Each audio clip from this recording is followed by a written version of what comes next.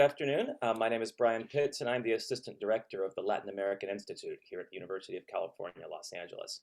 I'd like to welcome you to the third installment of our new speaker series, Voces de Latinoamérica, or depending on the country, Voces de América Latina. Our speaker today is Amaral Arévalo, who's going to speak with us about LGBTQ rights in El Salvador. But before we get to him, I'm going to introduce our moderator today. Our moderator is Carlos Rivas, who is a doctoral candidate in art history right here at UCLA. He is completing his dissertation titled 3 Years of Surveillance, Aerial Views of El Salvador in the Descripción Geográfico-Moral de la Diócesis de Guatemala, 1768 to 1770. Working with Professor Charlene Villaseñor Black. He is also currently teaching at Cal State Long Beach in art history and has won a wide variety of research fellowships and grants, including Mellon funding, Foreign Language and Area Studies Fellowship from the U.S. Department of Education, and a wide variety of internal fellowships as well. So, Carlos, si le gustaría presentar a Amaral y ya podemos iniciar el evento. Ok, sí, muchas gracias, Brian. ¿Y me oyen?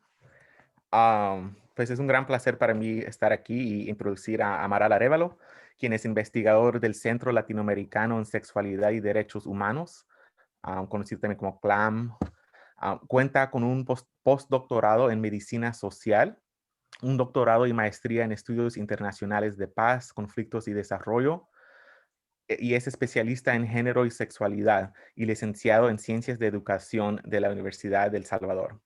Sus líneas de investigación son cultura para la paz, violencias y estudios LGBTI+, en el Istmo Centroamericano.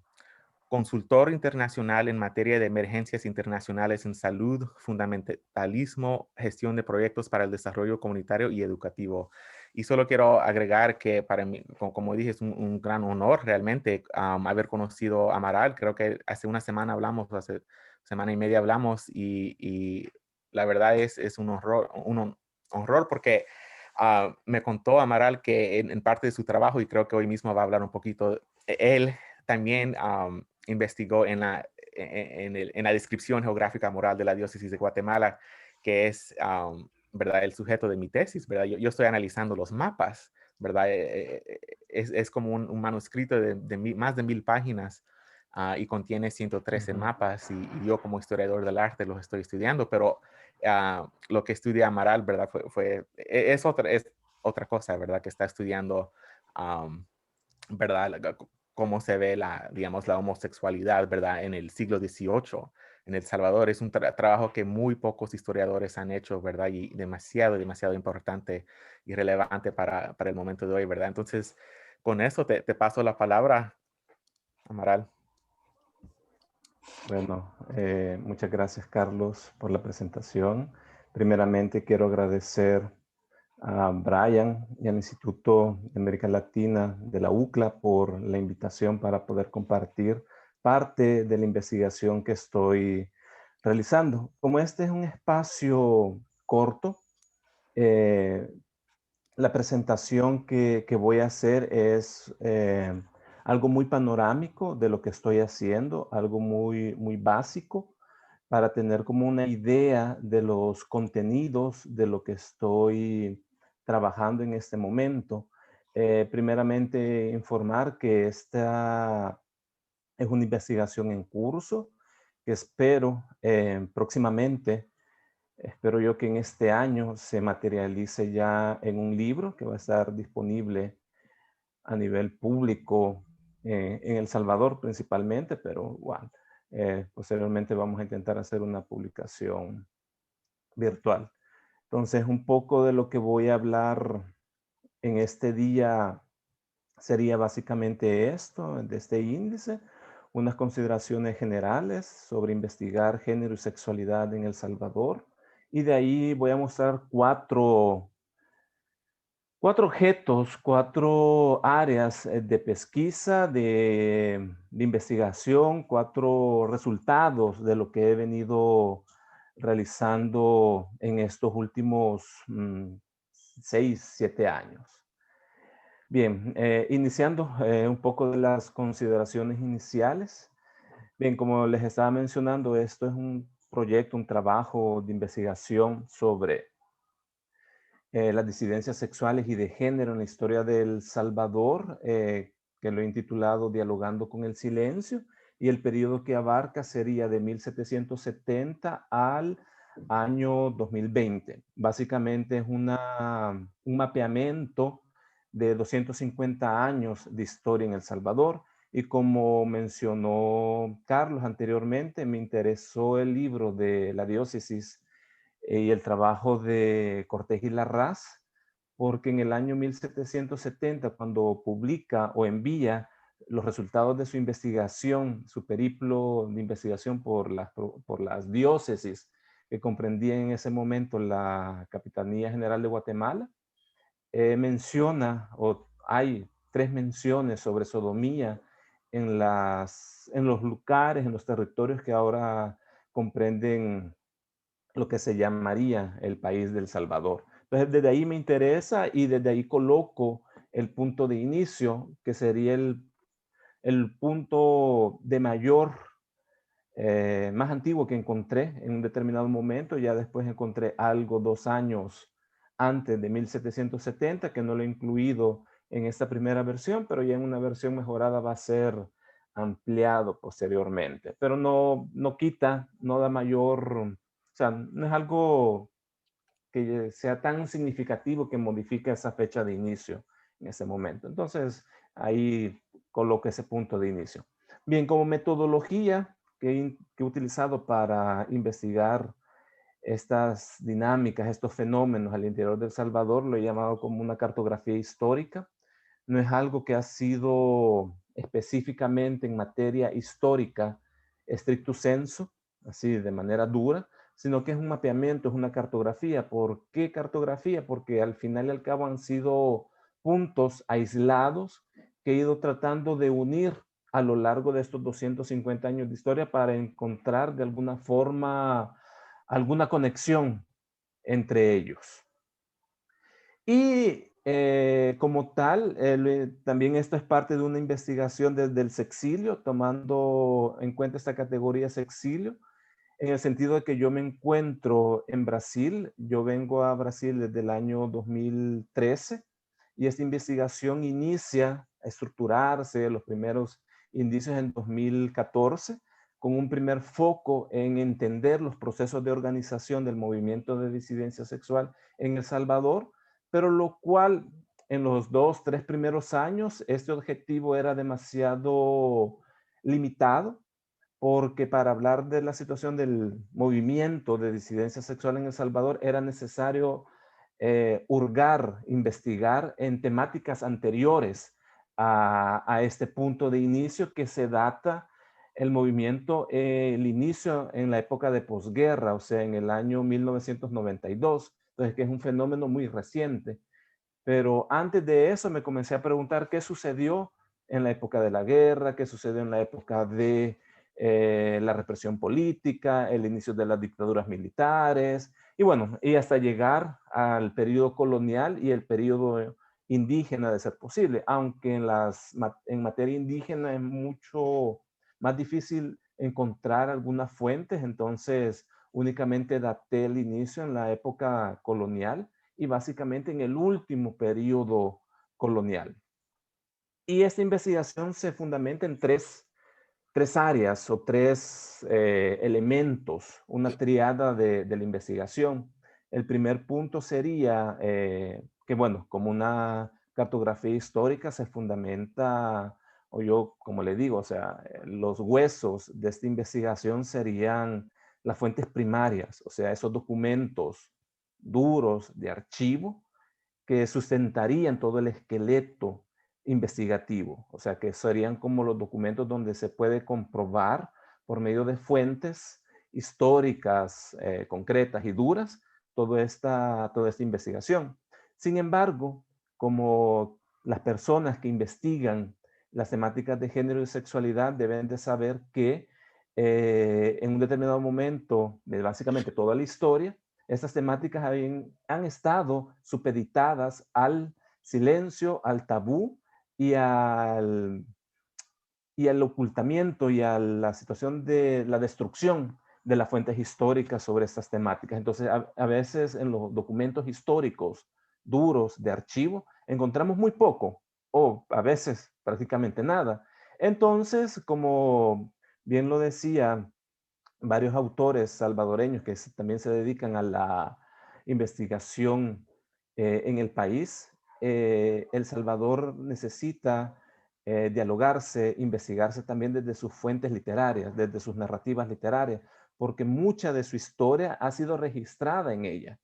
Entonces, tomando en consideración ese postulado, me dediqué a recolectar, investigar novelas, poesías, testimonios, cuentos, de diversos tipos de narrativa que interseccionaran temáticas de género y sexualidad para ir complementando los procesos de investigación más de fuentes históricas, donde no había tanta estructura para darle contenido. Y ya en la última fase de esto, que sería ya personas que aún están vivas desde los periodos más recientes, o sea, desde 1960, 1970, logré obtener entrevistas y relatos orales, lo cual complementa toda esta investigación. Y con lo cual determiné hacer básicamente lo que yo tengo en manos son esbozos, bosquejos y aproximaciones de 3 elementos específicos. El primero de ellos sería los imaginarios sobre disidencia sexual a lo largo de estos 250 años de historia, ver cómo la gente entendía lo que era disidencia sexual, qué nombres se utilizaban, qué identidades surgían, y también eso mismo, esas identidades no heterosexuales al interior del país que han surgido o que han transitado a lo largo de 200 años, 250 años de historia. Y por último, que sería lo que más se ha logrado registrar, que serían los mecanismos de represión y regulación de las sexualidades. Y por medio de esos mecanismos se han extraído o se lograron registrar eventos históricos que nos dan cuenta de la existencia de personas no heterosexuales o identidades que ahora nosotros lo llamaríamos LGTBI más, a lo largo de 200 años, 250 años de historia.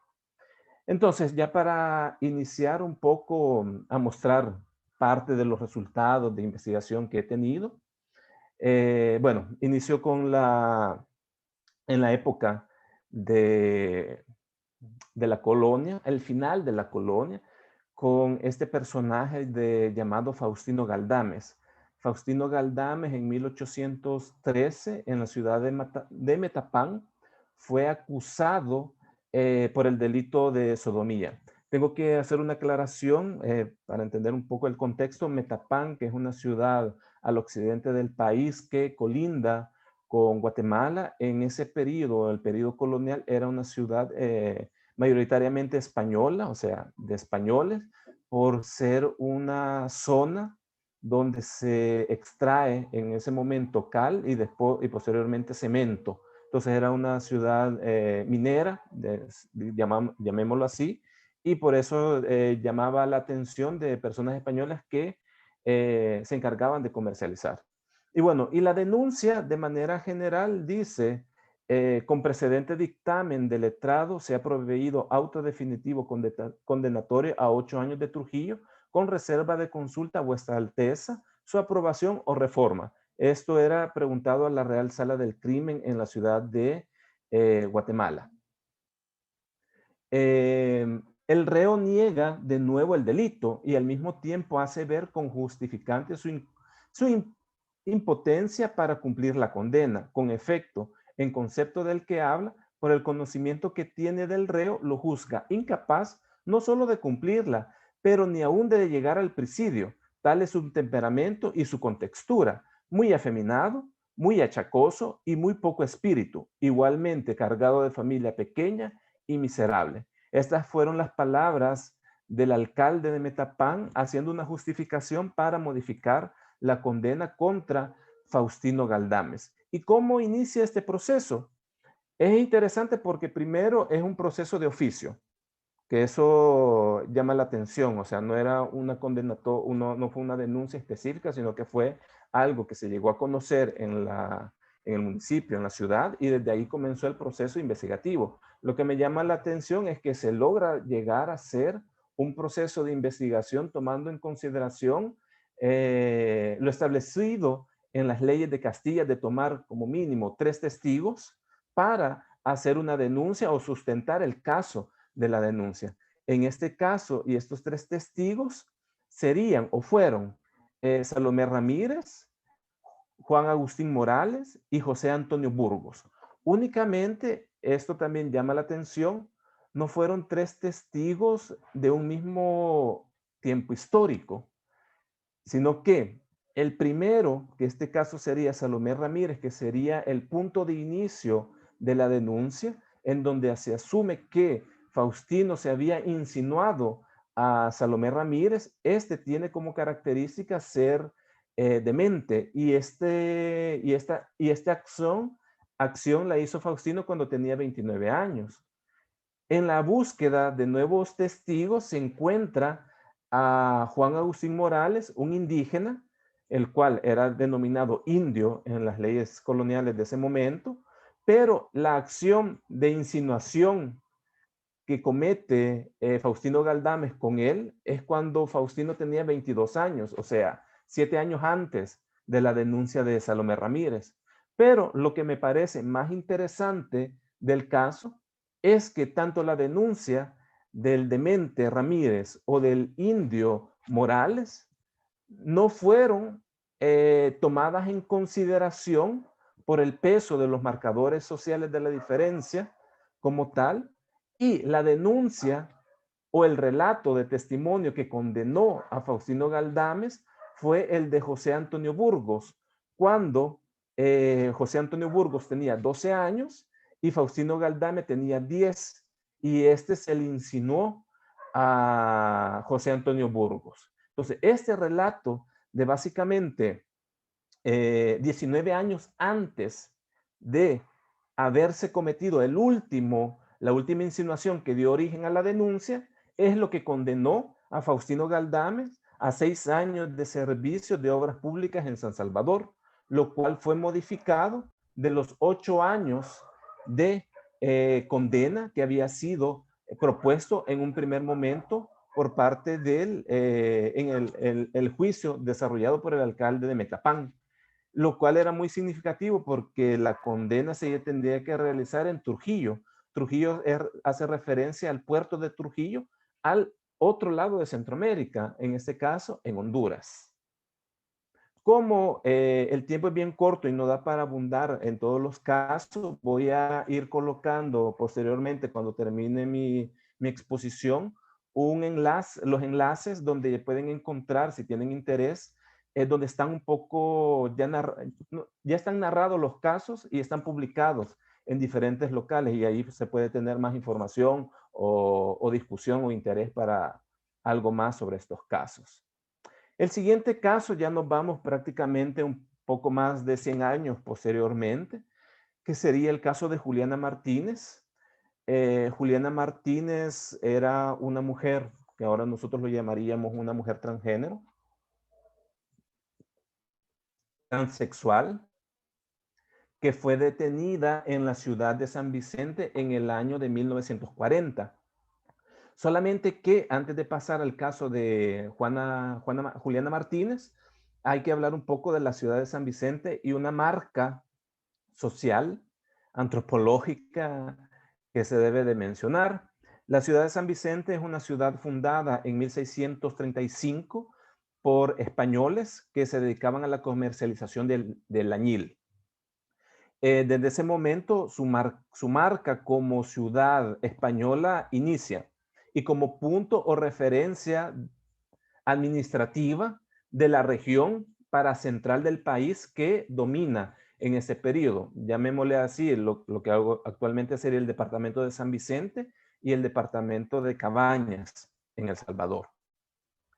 Y al costado de la ciudad atraviesa un río que se llama Acahuapa. Al interior de eso, lo que encontré en los registros, en la investigación hemerográfica que realicé, es que ya desde la época, desde 1940, existen registros de una leyenda negra al río de Acahuapa. Al igual que las leyendas griegas sobre la denuncia de un río o un lugar o una laguna, en este caso, que quien se bañaba en sus aguas podía transformarse en hermafrodita o en este caso homosexual.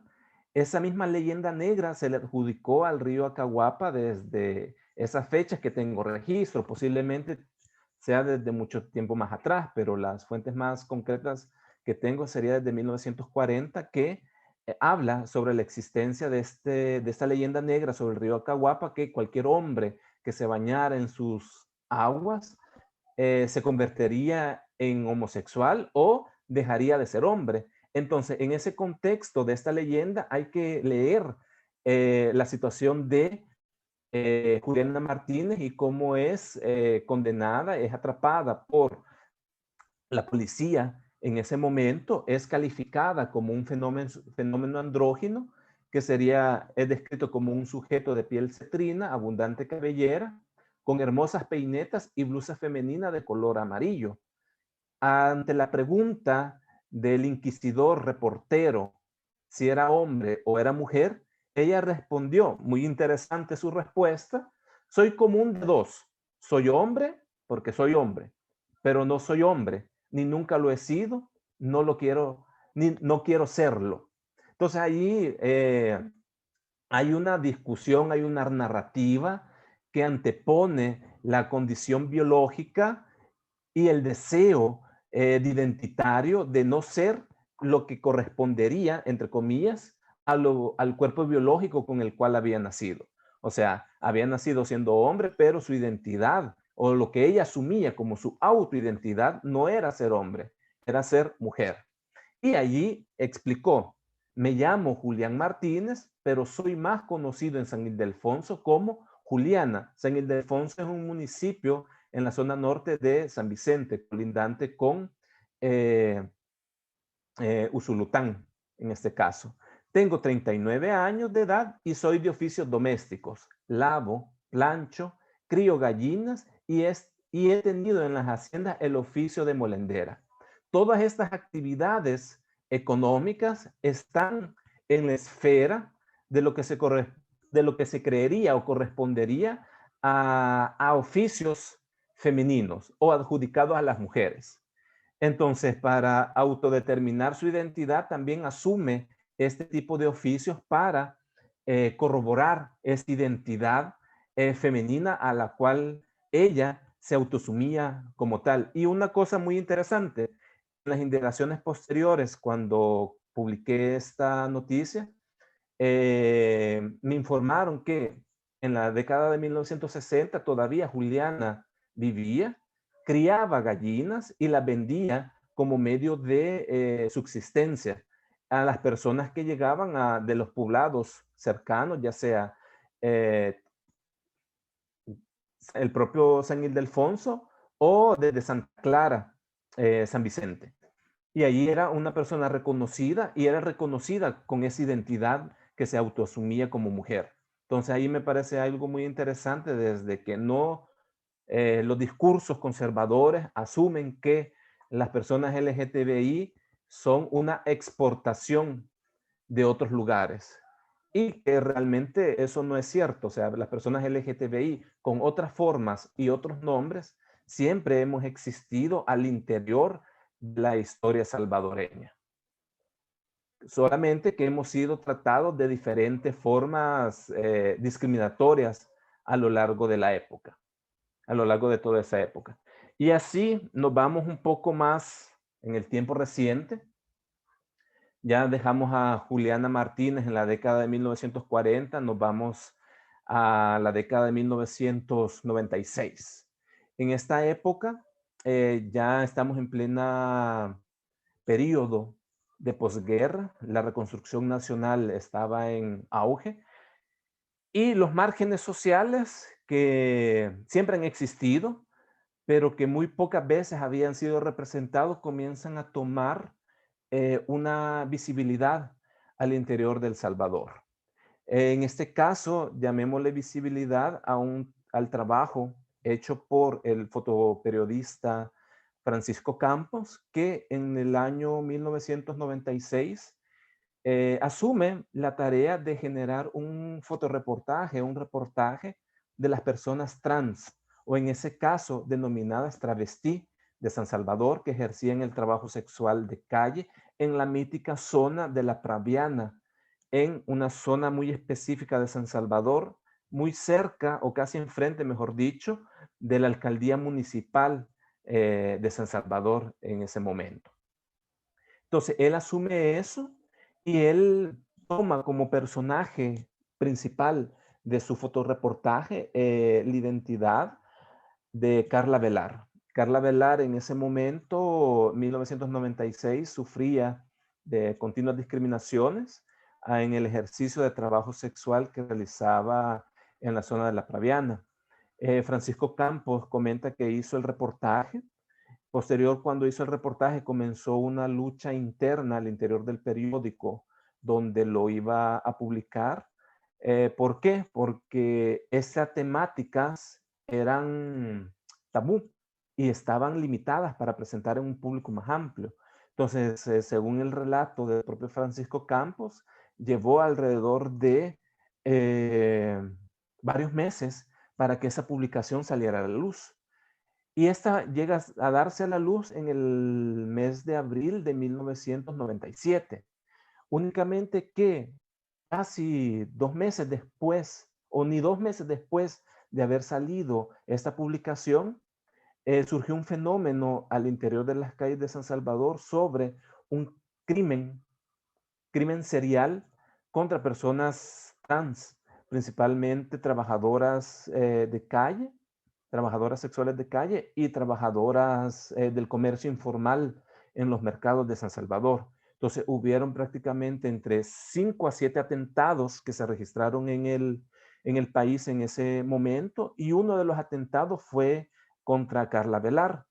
Milagrosamente, como la misma Carla Velar lo menciona, ella logró sobrevivir a estos atentados. Y el propio Francisco Campos tuvo acceso al hospital y nos dejó ese registro de ese ataque contra Carla Velar. Únicamente que este crimen serial nunca fue condenado, nunca hubo un juicio en sí. Ese sería como el mito que se tiene, un crimen, que le llamaron el general, un hombre que había tenido vínculos con el ejército y que tuvo como acción en la muerte o el asesinato de personas trans en el país entre mayo y junio del año 1997. Únicamente que en las investigaciones que he realizado, yo cuestionaría la existencia de un único individuo que ejercía estos asesinatos, y lo dejaría como una hipótesis para ser comprobada a mayor tiempo y con mayores fuentes, que fue una disputa de una nueva reconfiguración del poder al interior de las calles de San Salvador por medio del accionar de las maras que estaban en ese momento consolidando sus territorios, y para ese hecho comenzaron a eliminar a las lideresas o líderes de las calles o los territorios donde estaban. Y muchas de estas personas asesinadas, mujeres trans, trabajadoras sexuales de calle y vendedoras de los mercados, eran lideresas sociales, y como tal, muchas veces ellas se oponían a muchas cosas que las maras estaban realizando en ese momento. Entonces, eso sería un poco para complejizar el panorama y no quedar únicamente como una acción de un crimen serial contra las personas trans en ese momento. Ya posteriormente, Carla sobrevive a este asesinato, y en 2001 ella vuelve a ser fotografiada ejerciendo el trabajo sexual de calle. Ya posteriormente ella sale de escena prácticamente unos 5 años de escena social porque ella fue condenada por un crimen, por una autodefensa que realiza y es condenada por 4 o 5 años en el Centro Penal de Sensuntepec. Entonces allí ella pasa este periodo, en este local ella descubre que era VIH positiva y al salir de prisión ella asume una nueva identidad, en este caso de activista social, y por medio de su trabajo comienza a fundar o fundó en el año 2008 la organización Concavis Trans, que es una organización básicamente para ayuda y defensa de los derechos de personas trans. Y ahí desde ese periodo comienza a dar una visibilidad política a las personas trans y a una naturalización de estas personas. Únicamente para el año 2017, Carla Velar sufre nuevamente ahora una persecución por parte de las MARS y ya en este punto, ya después de 20 años de haber sobrevivido y de haber luchado así literalmente en las calles por su propia vida y por la vida de los demás, ella decide exiliarse de El Salvador y actualmente se encuentra residiendo en Europa desde el año 2017. Y la última actividad política visible en el país fue inaugurar la marcha de la disidencia sexual y de género de ese año, como tal en el mes de junio. Y ya hablando de la situación de las marchas de la disidencia sexual y de género, este sería como el evento político de mayor visibilidad de las personas LGTBI al interior del país. La marcha como tal también es un reflejo de los procesos organizativos que han tenido las personas LGTBI desde la década de 1990 hasta la actualidad. Un primer punto para tomar en consideración sería que en ese momento, en el año 97 hasta el 2007, el concepto orgullo lésbico dominaba el nombre de las propias marchas. Ya para el año 2000, y esto tiene un claro reflejo de que la identidad gay, en este caso la identidad lésbica, era como las únicas dos identidades de disidencia sexual que transitaban. Y estas se convertían en meta-identidades en donde cabía prácticamente toda la disidencia y las formas de ser diferente al interior del país. Ya para el año 2008 comienza a haber una modificación del nombre y ya comienza a hablarse sobre diversidad sexual. Esto a nivel conceptual, si es bien cierto, amplía los marcos epistemológicos de comprender qué serían las identidades LGTB en el país, también da cuenta de los procesos organizativos y la visibilidad de otras identidades que no se asumen únicamente como gays, sino también como personas de la disidencia sexual y de género de manera más amplia. Ya para el año 2009 a 2013, el concepto de marcha de la diversidad sexual se instituye y ya de ahí da cuenta también sobre esa amplitud de identidades. También este periodo es importante resaltar que sería el periodo donde gobierna la izquierda, el FMLN, donde hubo mayor apertura para dialogar con el Ejecutivo sobre temáticas de disidencia sexual y de género. Ya a partir del año 2014 en adelante comienza a haber una dualidad y una disputa entre el Pride Fest y el orgullo LGTBI. Entonces ahí volvemos a una situación también tanto de las categorías específicas LGTBI, pero también esta situación que recibe críticas y está en una disputa al interior de los imaginarios propios de las personas LGTBI. El ser una marcha o el ser un festival.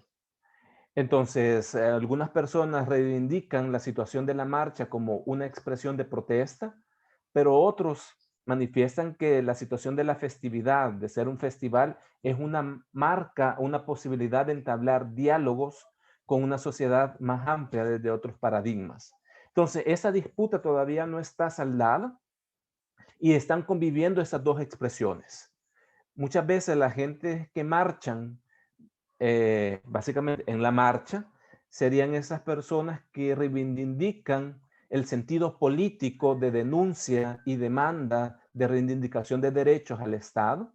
Y muchas veces las personas que únicamente llegan a la parte de la festividad, que básicamente sería el cierre de la marcha, están más interesados en una visibilidad social sin tener en consideración esas reivindicaciones de derechos, tomando en consideración que esa visibilidad política, esa visibilidad social que se tiene en este momento es una condición básicamente natural que se tiene, pero no se toma en cuenta que este ha sido un proceso de desarrollo histórico que ha venido desde la discriminación y que ha tomado desarrollo histórico en diferentes momentos, diferentes disputas y bajo diferentes riesgos, ya sea de amenazas de bomba, la situación de cierres, la situación de impedir que la propia marcha se realice.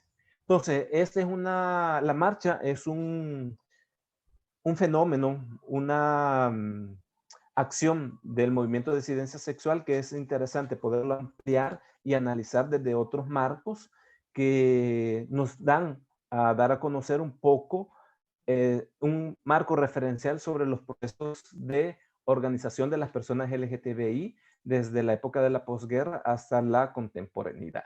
Entonces yo me voy a quedar con mi exposición en este momento para abrir para las preguntas o comentarios, ya sea de las personas de Brian, Carlos o de las personas participantes. Muchas gracias.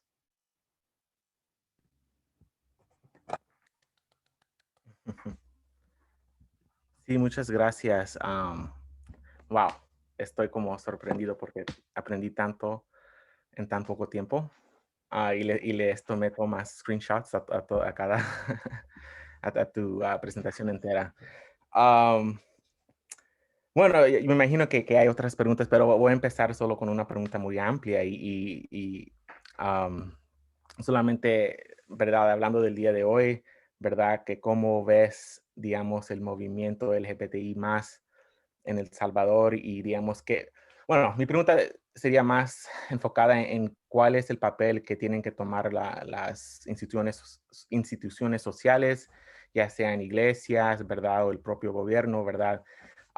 Y qué es el papel que, digamos, la gente tiene que tomar para digamos, presionar a estas instituciones, ¿verdad? A que no solo den más visibilidad, pero también que, ¿verdad? Que nos traten, digamos, todos iguales, ¿verdad? Porque yo sé que las iglesias toman un papel muy importante en, digamos, crear una ideología, ¿verdad? Sobre estos temas, ¿verdad? Y algunas iglesias hoy en día, aún en El Salvador, ¿verdad? Están como avanzando un poco más sobre el progreso, ¿verdad? Pero algunas otras están como todavía en una época medieval y, ¿verdad? Los pastores, los sacerdotes están ahí diciéndole a la gente, ¿verdad? Cosas horribles, ¿verdad? Entonces, no sé si pudieras hablar un poco más de ese tema, del papel de estas instituciones, pero también de la gente, ¿verdad? Y lo que se necesita hacer. Sí, gracias Carlos por la pregunta. Bueno, la temática de las instituciones, ya sea el Estado o las iglesias, es muy complejo en este momento. Bueno, puede ser complejo, pero al final y al cabo también puede ser simple. O sea, no se quitan de la zona todavía de discriminación que han tenido o han ejercido desde tiempos remotos.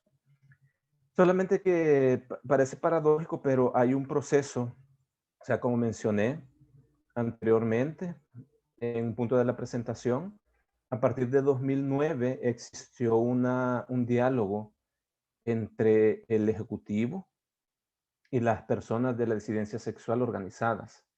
Este diálogo estaba marcada porque el FMLN, por ser un partido de izquierda, tenía una apertura para las temáticas de disidencia sexual y de género. Y esta apertura se da por las conexiones de activistas LGTB que eran miembros del FMLN, como el caso de Ana Cisneros, que juega un papel de mediadora entre las cúpulas del FMLN y las personas de la disidencia sexual. Entonces, ella logra hacer esos tránsitos y esos diálogos entre una y entre uno y otro sector. Igual, habían otras personas que también tenían esos diálogos y todo lo demás. Pero ella juega un papel muy interesante en este punto. Eso permite generar estos diálogos, eso permite crear una Secretaría de la Diversidad Sexual al interior de la Secretaría de Inclusión Social. Entonces viene este periodo de políticas incluyentes o expansivas de la época de del 2009 para 2014. Ya con el segundo mandato del FMLN comienza a recaer esta apertura. Y ya con la llegada de Nayib Bukele en el año 2019, prácticamente todo lo que se había construido a favor de las personas LGTBI fue básicamente desmantelado y destruido. Y como en algún determinado momento también menciono, todos los avances institucionales que se habían tenido en materias de orientación sexual, identidad y expresión de género, volvieron a los armarios institucionales. Que si es bien cierto, existe una dirección de género y diversidad al interior del Ministerio de Cultura que supuestamente se debe encargar de velar por la no discriminación de las personas LGTBI, es su papel que ha estado jugando en estos últimos 2 años ha sido bien limitado. Inclusive ha sido coartada esta funcionalidad, inclusive teniendo muchas dificultades al interior de la estructura gubernamental para ejercer su propia misión institucional. Entonces, si vemos que ni tan siquiera la institucionalidad propia que contiene a esa dirección está dando apertura para trabajar temáticas LGTBI, entonces, ¿cómo es posible que vayas a trabajar para la población? Y también tomando en cuenta que el contexto actual de El Salvador, estamos viendo una reconfiguración de ese modelo heterosexual binario, inclusive hasta se podría decir heteropatriarcal machista. Entonces, las disidencias sexual y de género tienen muy poco accionar político en este momento. Entonces, estamos así como cuesta arriba. En algunos determinados momentos considero yo que se volvieron 20 años atrás en las temáticas de reivindicación de derechos para personas LGTB con el Estado. Ya con la situación de las iglesias tenemos allí otra situación compleja y difícil. ¿Por qué? Porque si es bien cierto que se había tenido ciertos avances a nivel institucional y se habían establecido ciertos diálogos, con las iglesias había sido completamente diferente, a excepción de un grupo de la iglesia anglicana LGTBI que trabaja desde el año 2007 y que hasta la actualidad todavía se mantiene vigente. Pero fuera de ese espacio tenemos a grupos radicales, o sea, con grupos de reconversión sexual que están operando tanto en la Iglesia Católica como en las iglesias evangélicas. El poder político de los evangélicos neopentecostales también ha ido avanzando en los últimos años, y el discurso religioso que básicamente se ha institucionalizado.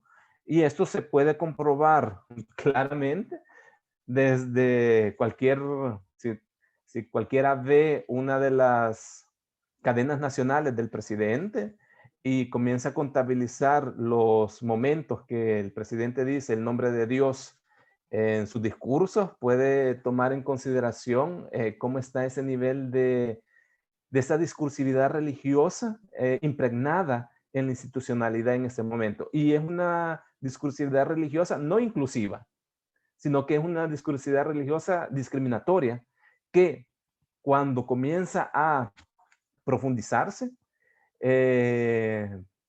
no me puedo equivocar diciendo de que es una promotora de ataques y crímenes de odio al interior del país.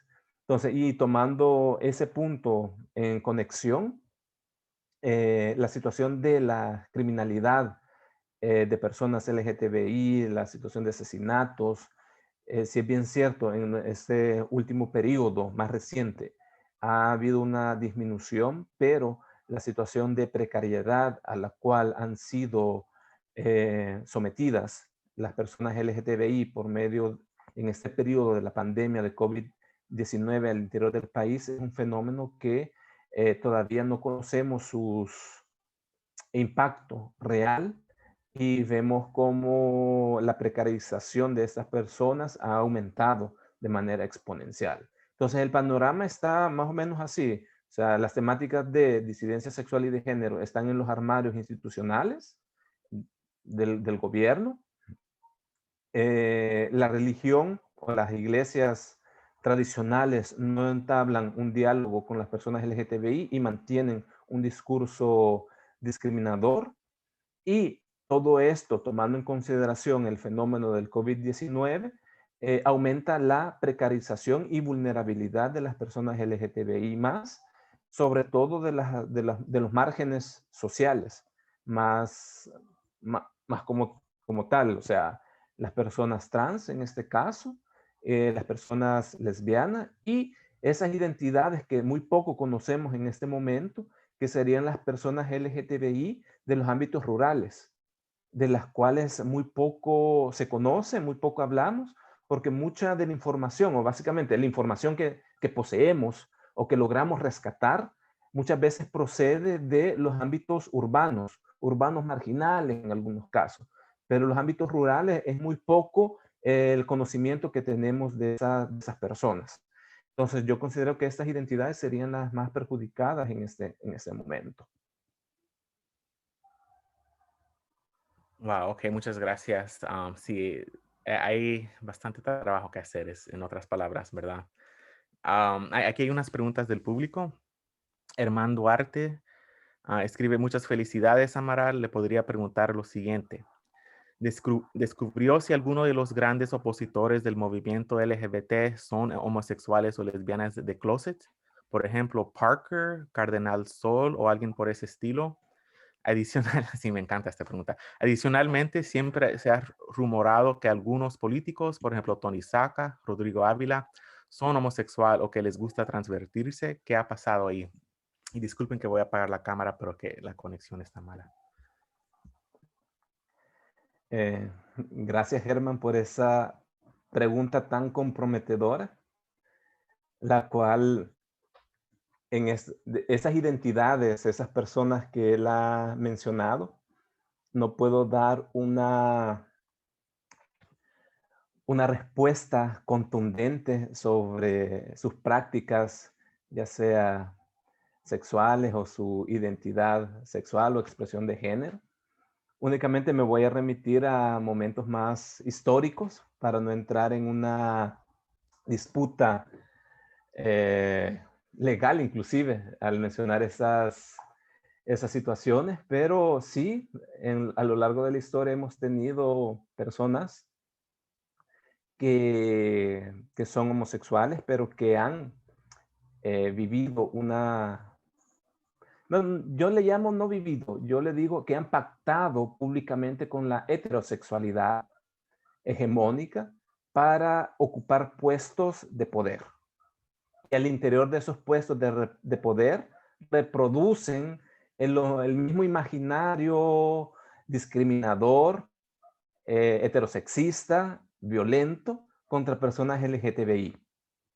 Y muchas veces esto se hace de manera más contundente, algo así como un chivo expiatorio para calmar, así simbólicamente y entre aspas, esos deseos pervertidos que puedo tener. Utilizan la muerte, la persecución de otras personas LGTBI para acalmar esos deseos prohibidos que puedan tener, esos deseos no expuestos públicamente. Entonces, ese sería como un punto en donde podemos ver que esos discursos que cuando más homofóbico puede ser la persona, es que posiblemente está tratando de, como la psicología de proyección nos dice, proyectar algo de él hacia un foco exterior, pero que al final y al cabo es su propio interior lo que está siendo manifestado. Entonces, ese sería como un indicador inicial. Posteriormente,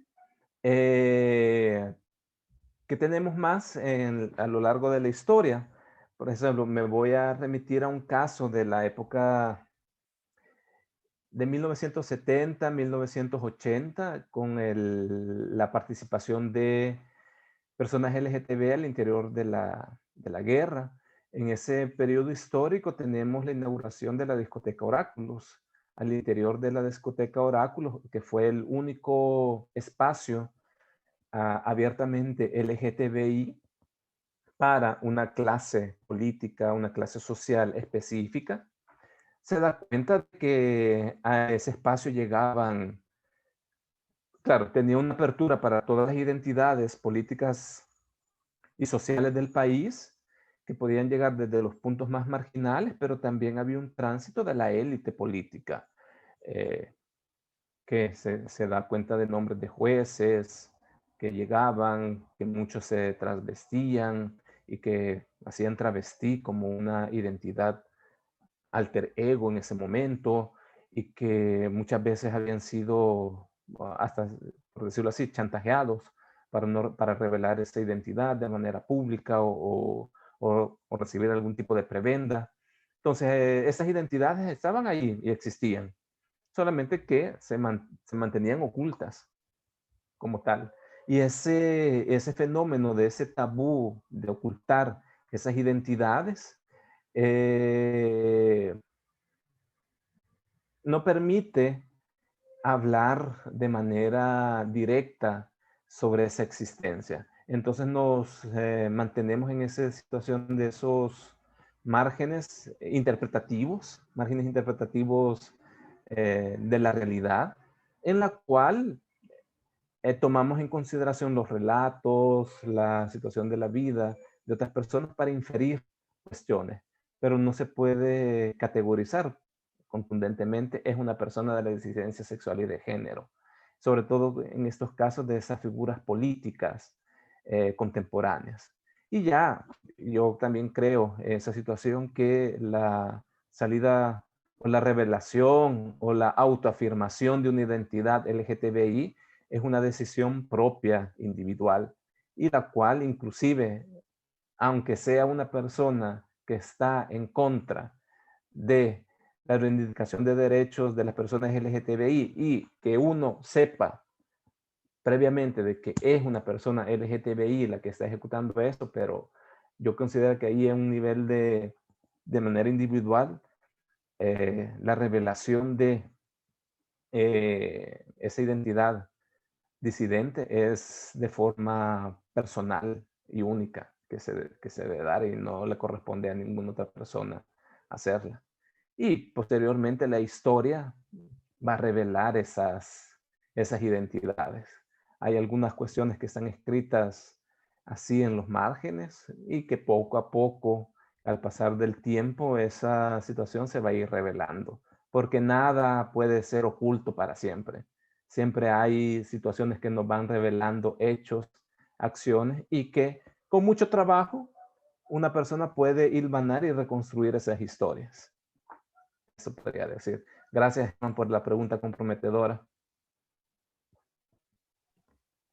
Ok, y ahora Omar Baños pregunta, ¿qué dinámica ve Amaral entre la diáspora salvadoreña LGBT y el movimiento LGBT en el país? Sobre todo de los activistas que han salido del país, como Carla en los últimos 10 años. Bien, gracias, Omar, por la pregunta. Y bueno, voy a responder tomando la misma figura de Omar Baños para responderla. Omar Baños es un salvadoreño que sale desde su infancia, adolescencia a Estados Unidos. Él vive en Estados Unidos, desarrolla su vida académica en Estados Unidos, únicamente que cuando finaliza, él toma en cuenta, en conciencia, ese trabajo de apoyar a otras personas LGTBI al interior del país. Entonces ahí estaremos hablando un poco de los exiliados LGTBI, bueno, también de los migrantes LGTBI, desplazados en algunos casos por la guerra LGTBI, que asumen esa responsabilidad, autorresponsabilidad, porque al final y al cabo no es responsabilidad de ellos hacer nada. Entonces ellos asumen esta responsabilidad como propia de llevar información, de llevar procesos organizativos, de apoyar procesos de organización al interior de El Salvador. Y así Omar Baños, cuando finaliza sus estudios, por allá el año 1998, 1999, regresa a El Salvador a realizar trabajo voluntario. Él hace uno de los primeros escritos de identidad LGTBI en una revista de El Salvador, en la revista, ¿cómo se llamaba? Tendencias, si mal no recuerdo. Entonces, donde da una descripción qué es ser una persona LGTBI, qué significa cada sigla, qué significa la situación de la bandera. Entonces comienza a ser un proceso de enseñanza desde lo más básico, que serían conceptos, categorías, identidades, y también una forma de visibilidad. Posteriormente, él tiene una de las primeras columnas sobre dinámicas o de identidades LGTBI al interior del periódico digital El Faro, en donde él escribe diferentes situaciones, diferentes cosas, prácticamente como entre, si mal no recuerdo, entre unos 4 a 5 años, él tiene esta columna de manera periódica y allí tiene como una visibilidad para personas LGTBI. Entonces estamos viendo cómo las acciones de la diáspora LGTBI tienen incidencia directa al interior de las personas LGTBI en el país. Entonces, él apoya mucho a los procesos organizativos, principalmente de las personas trans. Él enseña metodologías para crear proyectos, para sistematizar proyectos, para evaluar proyectos, para solicitar fondos a organismos internacionales. Entonces ya sería como esa ayuda bien directa y práctica lo que se hace. Entonces tenemos como ese marco de esa primera ola de exiliados LGTBI.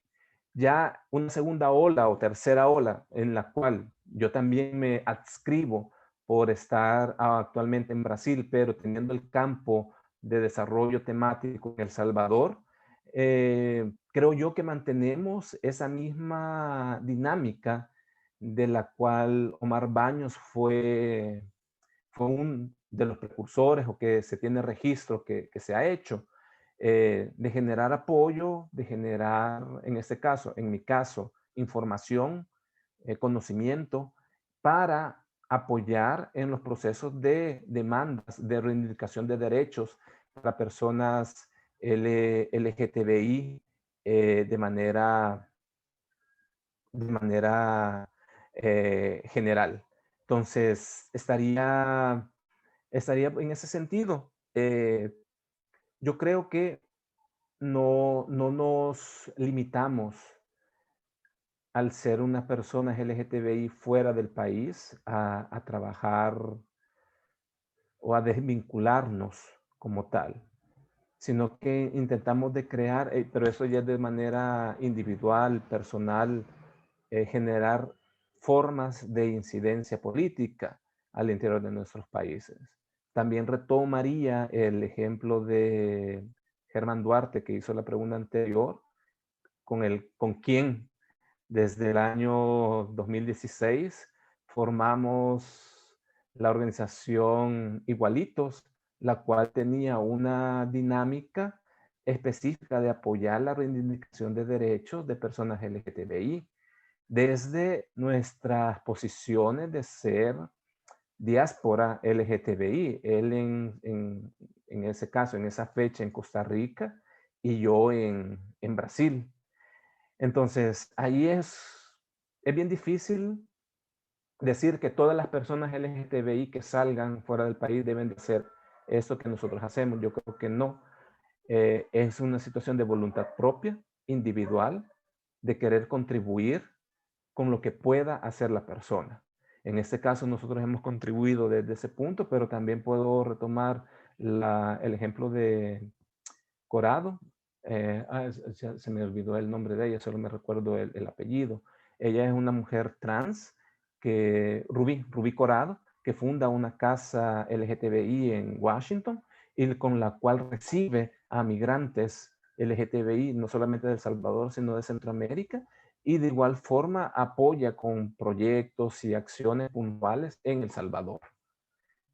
Entonces, esa es una situación, pero eso no es una situación de obligación, sino que es una acción de iniciativa individual y personal. Eso podría responder a la pregunta. Gracias. ¿Algo más? Creo que Estoy colocando los enlaces de los documentos de los cuales hablé, por si alguna persona tiene interés de procurar más información, lo pueda hacer por ese medio, de los 4 puntos que he hablado. Hay más información, pero en este día únicamente quise hablar de estos 4 puntos y posteriormente pueden buscar algo más. Todo lo que estoy diciendo, la mayor parte ya está publicado.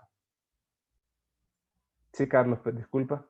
sí, no, creo que ya se nos acabó el tiempo. Había una pregunta más, pero creo que ya abarcaste el tema de, digamos, la situación política ahora mismo en el país para personas LGBTI en relación del gobierno actual. Pero Sí. creo que ya se nos acabó el tiempo. Qué rápido. Am, no sé, Brian, Sí, si tengo quieres algunos cerrar. anuncios para encerrar el evento. En primer lugar, muchísimas gracias, Amaral. Fue una presentación bastante fascinante y también un proyecto muy ambicioso. Entonces, felicidades. El proyecto de la Gracias. historia de disidencia de género en un país es a lo largo de los siglos, ¿no?